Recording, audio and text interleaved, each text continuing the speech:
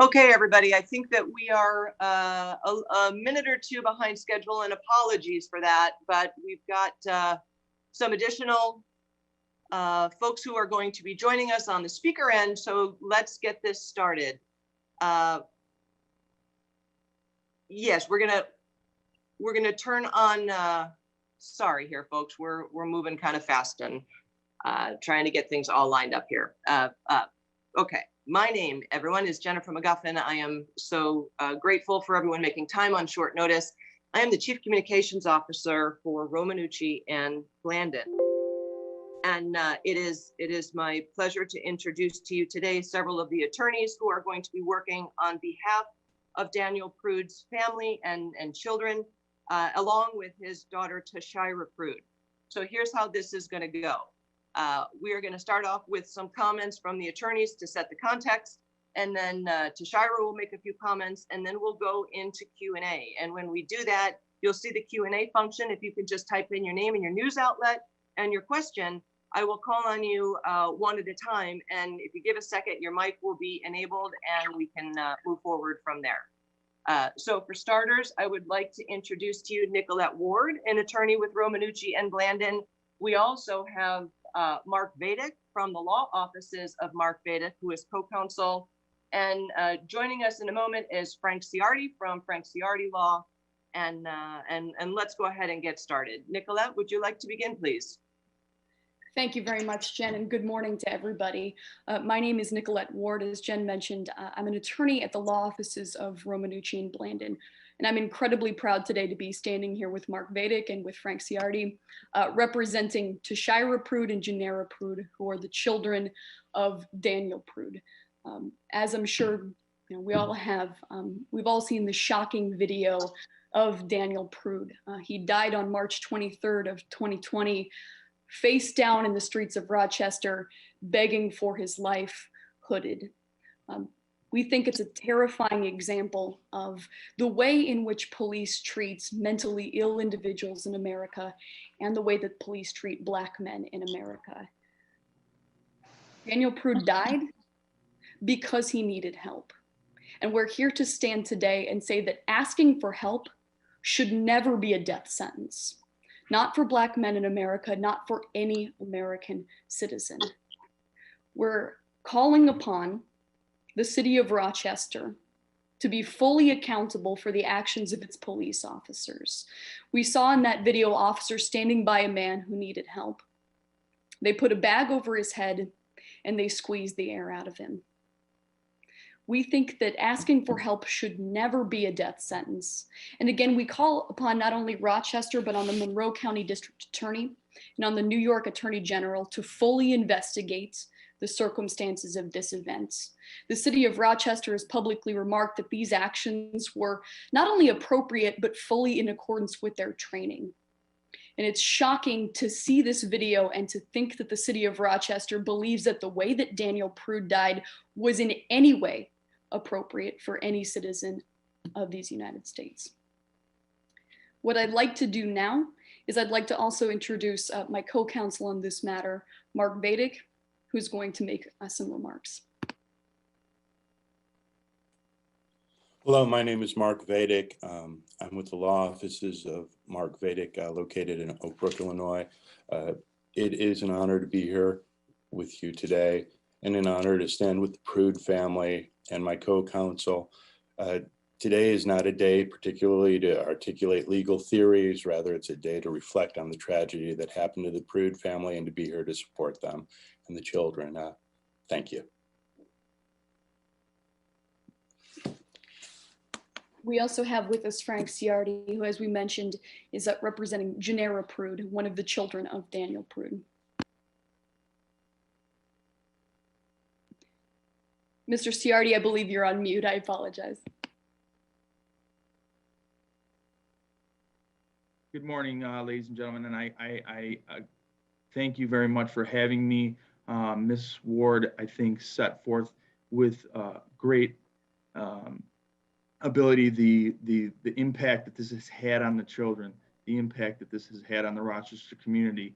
I think we are all looking forward to finding out what happened, to finding out how this can be avoided in the future. You know, the Rochester community deserves to have a law enforcement department that can work to protect individuals like Mr. Prude. And I think together with this team, we can work to ensure that our clients have some kind of justice, I guess, in the future. Thank you.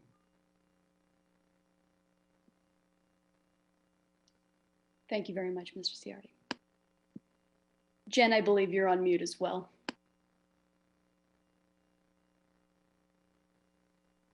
There we go. Okay. Really, I would now like to let Tashira Prude make a few remarks so that she can talk about the impact that this has had on her family. Tashira is 18 and a college student, and I'd like to have her start, please, by talking about who her father was and what this loss means to her and her family. Hi, everybody. I'm Tashira, and I would just like to start by saying that the person that everybody sees in the video is totally different from the person that I knew before that. Everybody sees my father now as somebody who was helpless and who was in a bad mental state at the time of his death, but I didn't know him as that. I knew him as a caring, energetic, and happy-go-lucky man who enjoyed making everybody smile and who loved his kids. So to see that video and see my father in a state of helplessness where he was complying and wasn't giving anybody a hard time and was in need of help is devastating, and it's really taking a toll on me and my siblings because we've never seen our father in a situation that way. And all I have to say now is I want justice. I want these officers charged with murder, and I want the city of Rochester to do better.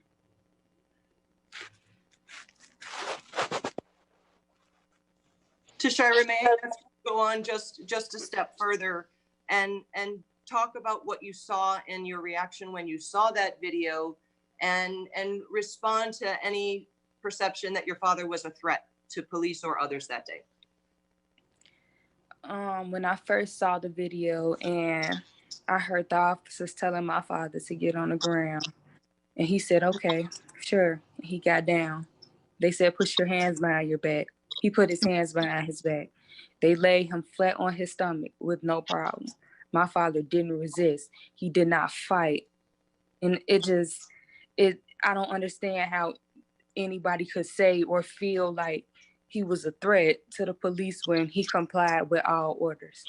Like, there's nothing that anybody could say to me that could convince me that he was a threat to the police officers. And I feel like this case was simply just a case of police brutality and racism. A racist police officer saw a Black man in need and decided that he just didn't deserve to live. And I don't agree with this at all. I feel like this is wrong.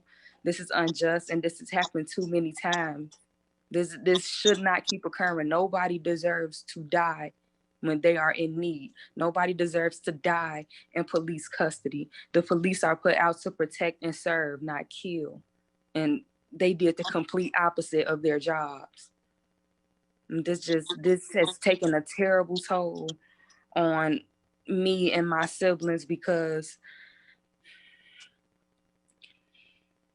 we all loved our father. I love my father dearly.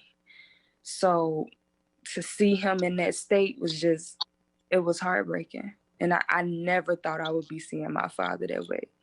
And to this day, I'm still waiting on him to call me and say, I'm coming home. I'm on my way back to see you. I'm coming to get you. That's all that's crossing my mind. And to know that I will never get there is breaking my heart.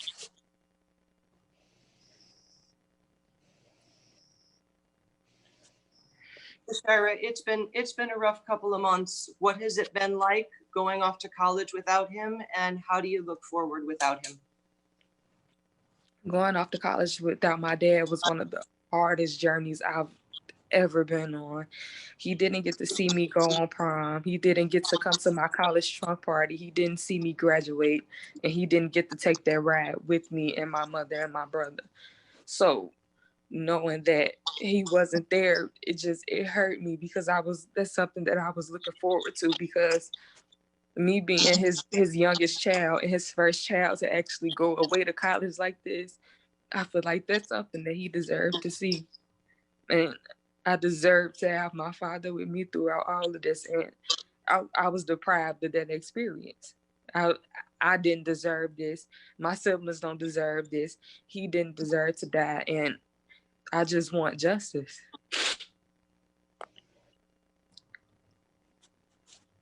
Thank you.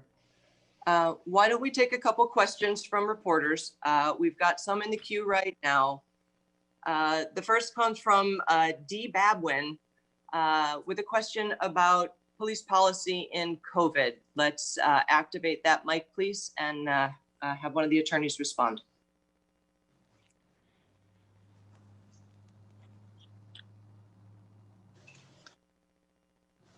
Can you hear me? Sure can. I was just wondering, in this age when police officers and everybody else are concerned about COVID, and there's a man in obvious distress, what do and they use this bag, and I guess other departments do as well. What do other departments do in these kind of situations that this department didn't do? Are there other mechanisms, other equipment that they could use where they could take somebody into custody and not risk, coming down with the virus? I'm just wondering, just the use of the bag, what's typically done? Thank you. In our experience litigating these cases, we have never come across another instance, even in the time of COVID, in which a department has not only physically restrained somebody, but then further placed a bag over their head, their nose, and their mouth. We have no indication in this instance that this bag was being used as any kind of COVID precaution or as any kind of health precaution. And in fact, what we've seen is that the use of these bags can and does increase the risk of asphyxia. We see in this case that Mr. Prude actually vomited inside the bag and spent the last moments of his life essentially breathing in his own vomit. In this case, in addition to the pressure, the positional asphyxia being placed on him, it's our position that the bag just added an incredibly high risk of further asphyxia, and that it never needed to be done in the first place. Thank you. You're on mute, Jen. I apologize. Oh, that's okay. Thanks. The next question is from Charlie Wojciechowski.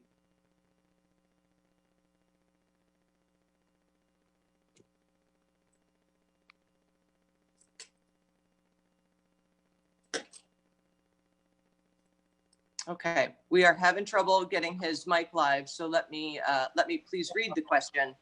I'm back now. Can you hear me? Okay, terrific. Please. To you. It's very much along the same lines as Don's question. We all watch the video. We see a man who's obviously in a situation.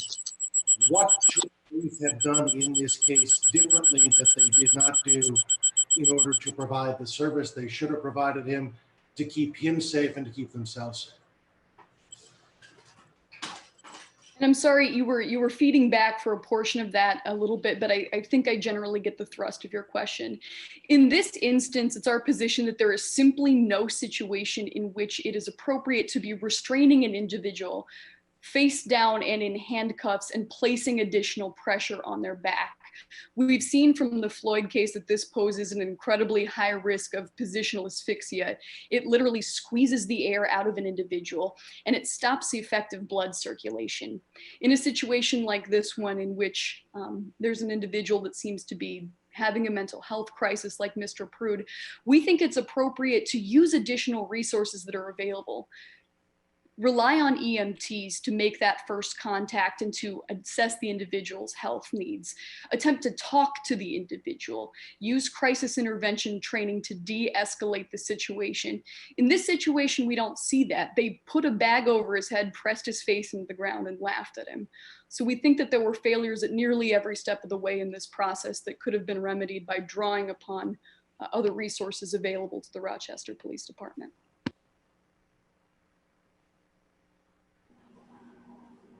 If I may just add to that, when you look at the actual video, you see someone in the prone position, you see someone face down, lying with his head on the ground. I mean, at some point, a trained professional has to realize that's not appropriate. Let's turn him over. Let's get him medical care. You had an ambulance driver who was present right there, an ambulance EMT that could have helped out the situation, could have intervened, but you know, there's neglect everywhere. They don't even find the keys to the handcuffs to have this EMT give the proper care that needed to be given. And so there's clear neglect here. And I think when you couple what Ms. Ward said, being asphyxiated in the prone position, basically helpless on the ground, there could have been help by these EMTs, and the officers just didn't let that happen. Thank you. Next question is also for Attorney Ciardi from Taylor Romaine at CNN. Hi, can you hear me? Yep. Okay, cool. I just wanted to know what the other sibling's full name is that Mr. Ciardi represents. I wanted to get her full name, the spelling, please.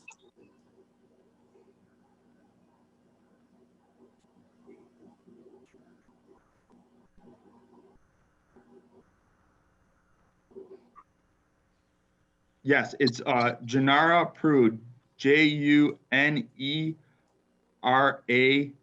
and then the same last name. Awesome, thank you. Rude. Okay, thank you very much. Next question comes from Jane Chaco at Channel 13 in Rochester. And this one is for Tashira. Hi, Tashira. I just want to know about the last time that you saw your dad. What did you guys say to each other? What would you say to him if you...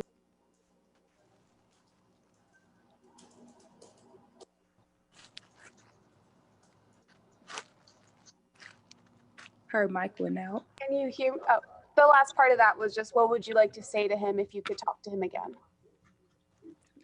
The last time I saw my dad, the main thing that we were talking about was my birthday, because my birthday was the next day.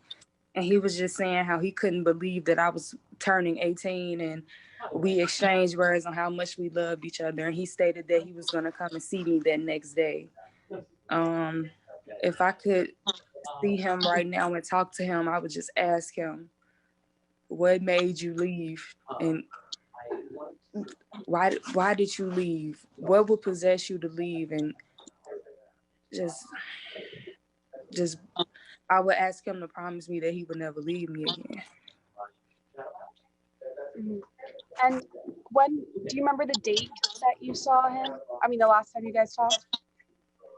The last time we talked was March 19th of this year. The last time we saw each other in person was March 18th. Okay. Can I ask one more question? Sure. So if you don't know, there's a GoFundMe for your family, and as of like 10 minutes ago, there's over $22,000, and there were protests here last night. I just want to know, what was your thoughts and reactions to the community support in Rochester? I wasn't aware that there was a GoFundMe. I don't know who authorized it, and I don't know where the money is going. That's new to me. I just found that out through you. I had no idea about that. Okay. Oh, it was from Free the Rock People. Free the People Rock is a Black Lives Matter organization here. So just tell me then, what about your the thoughts about the community support? Have people reached out? What you've seen from the protests and things like that? the community support is amazing, and that's exactly what we need. We need everybody to band together, of whether you're Black, white, Hispanic, Asian. If you support this cause, we just need you to come together and actually protest and get our voices heard, because if we're silent on this, nothing's going to change. And in the next few months, there's going to be another unarmed Black person killed by the police. This has to stop. So I'm happy that the community is stepping up, and I've also been receiving support from family and friends here in Tennessee, where I am, and in Chicago, in my hometown. Thank you.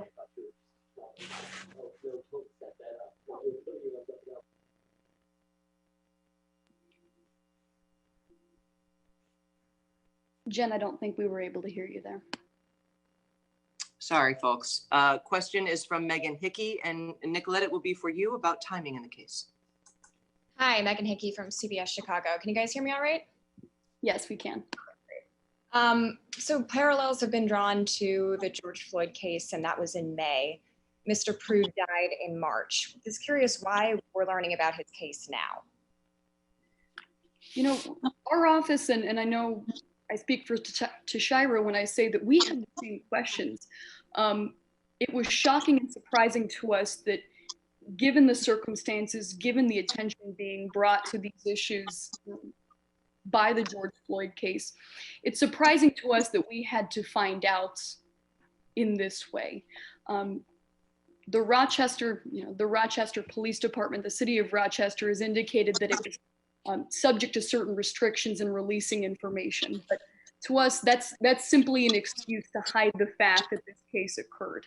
And again, we are calling upon the city of Rochester to be transparent. We're calling upon the city of Rochester to give out full information and to give the community the information that it needs about what happened, because these officers are still on the streets. And so we think it's time for the city of Rochester to make it right for hiding this case and the circumstances of Mr. Prude's death for so long by releasing all the information that they have and by punishing the officers that were involved. Is the timing at all connected to the release of the body cam video? I mean, is there any lag there, or is that just, I guess that just happened at the same time? And if I could ask a follow-up, are you asking whether the release of the body camera footage is coinciding with the city's response to the case? Yeah. Yes, we aren't clear on why the city of Rochester hesitated for so long to release this body camera footage when this incident, as you touched on, occurred in March. We can't speak to the city's decision-making on that, but we're in agreement that this was simply much too long a wait for a death as shocking and serious as Mr. Prude's. Thank you. I'd also like to add, I think those questions are best for the Monroe County District Attorney's Office, as well as the State Attorney General, Letitia James, and why nothing's happened since, Rochester Police Department, what's been going on for these months.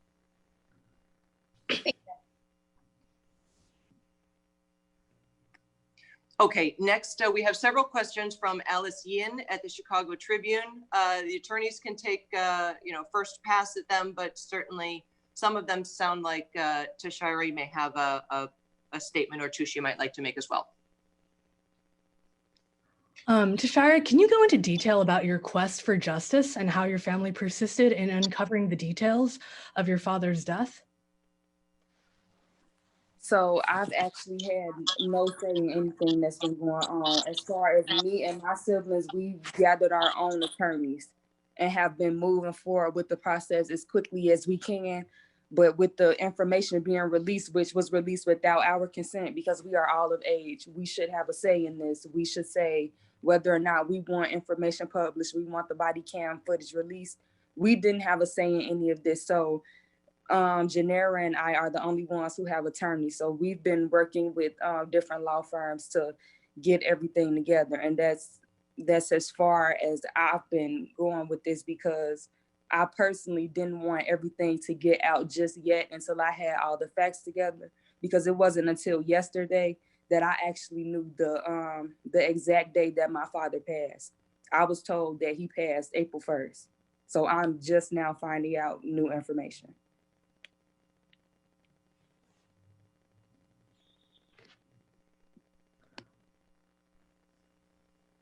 And I have another question. Rochester officials are denying that there was a cover-up. What is your response to that? Do you think there was a cover-up? I believe wholeheartedly that there was a cover-up, because if my father died March 30th, there's no reason why this story is just now hitting the media September 2nd of this year. And there's no reason why his children were not notified. We were supposed to know all of this prior to everything. I've received nothing but mixed information. So there was definitely a cover-up with this situation.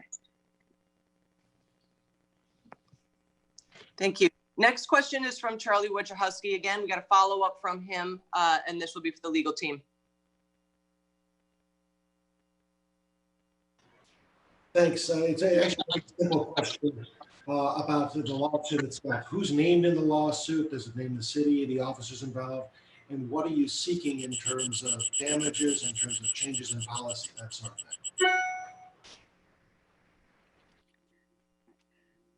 Our intent in pursuing this lawsuit is to ensure that not only the city of Rochester is named, but all of the officers that are responsible for this case. At this point, we understand that 3 officers were present on the scene, and we intend to seek liability against all of them as well against the city. In this case, we intend to seek damages that are commensurate with the absolutely staggering loss that not only Tashira has experienced, but also all of her siblings have experienced. They have to go without a father. Tashira will have to spend her college experience without her father's guidance and advice. It's an absolutely heartbreaking loss for all of the members of the family, and we intend to ensure that we seek damages commensurate with that.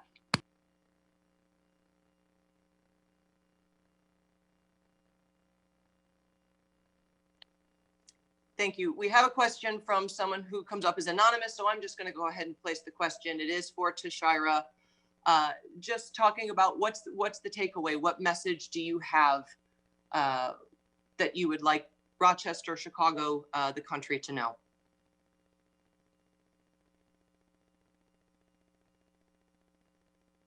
It's a big question.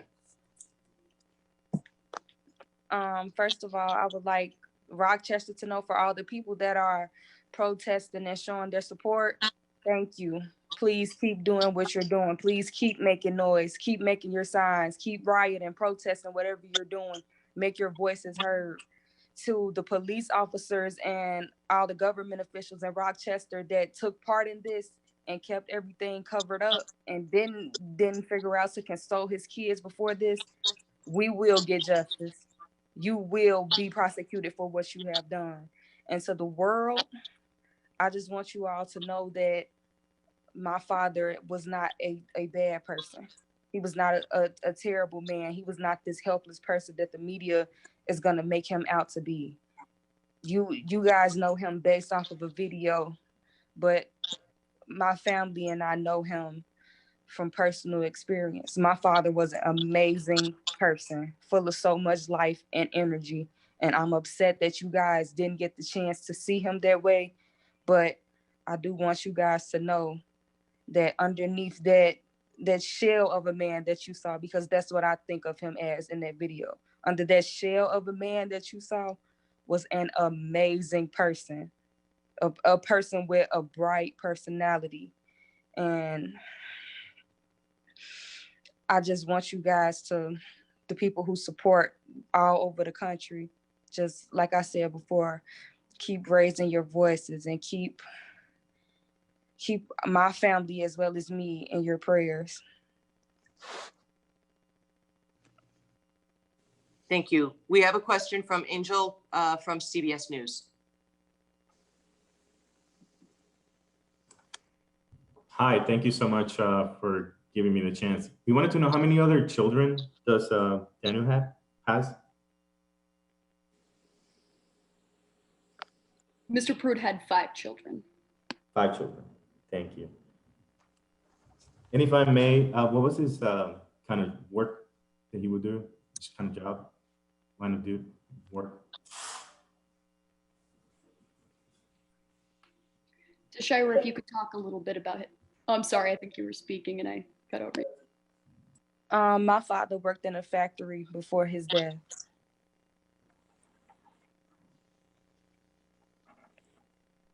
If I may, sorry, one more question. What are you gonna miss the most about him?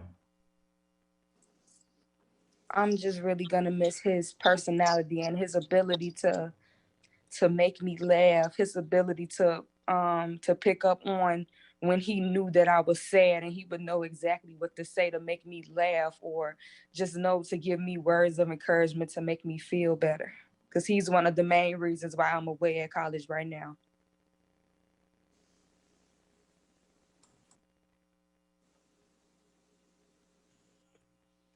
Thank you. I've received another question asking for the attorneys to talk a bit about Mr. Prude's mental health conditions, state anything that is known in that regard.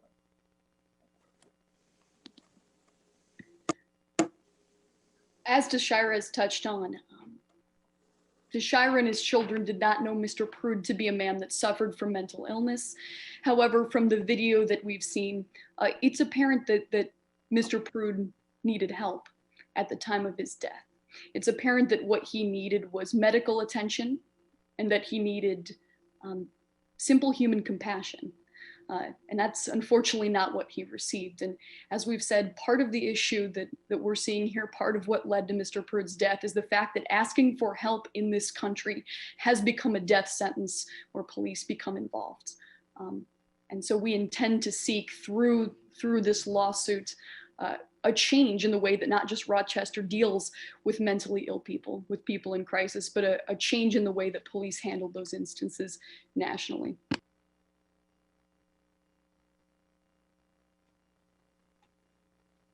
Thank you, everyone. I believe we are out of questions, and appreciate everyone's time and interest in this very important case.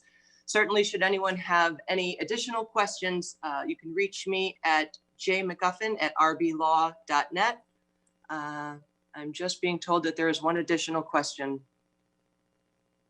Oh, there we go. I see. Sarah Schulte, please go ahead. Hello, can you hear me? Sure can. Okay. Yeah, I just trying to find out exactly why Daniel left Chicago and what was he doing in Rochester. I know he's got family there. How long was he there? So from what I've heard about this, I've heard many different reasons as to why he left. I'm not sure which one is the truth, so I don't want to give any false information. And I'm also not sure how long he was there because he didn't notify me before he left.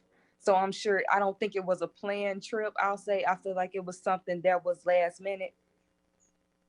And if I can, our understanding is that Mr. Prude had been in Rochester fairly briefly, that he had left the city of Chicago very shortly before his death, and that he had been there a very brief time before his encounter with the Rochester Police Department.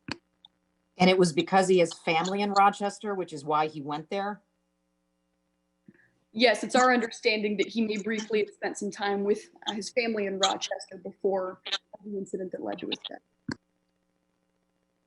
And I have a follow-up to a question that was asked by Don and Charlie earlier about the bag over the head. I know you said in absolutely no instance should something like that be used. However, if it is part of their training, how do you answer that if they come back and say that that's part of their toolkit to subdue somebody? It's our position that training at police departments has to always put the safety of the citizens first. And we've seen in multiple instances that training that police officers are provided teaches them unsafe tactics. In situations in which we're seeing prone restraints, like we saw with Mr. Prude, like we saw with George Floyd, police have to be trained that this is an incredibly risky procedure and that they should not be taking any actions that increase the risk of asphyxia in this case. If the officers indicate that that's their training, then that's training that the city of Rochester has to be accountable for in this case. Thank you.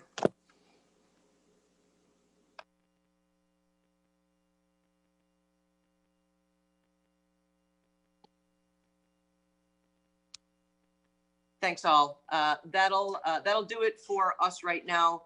Certainly, should you have any questions later today or as this case progresses, you can direct them to me at jmcguffin@rblaw.net, and we will be happy to provide you with additional information. Thank you so much, and thank you to Shira for taking the time to share your story today. No problem. Thank you all.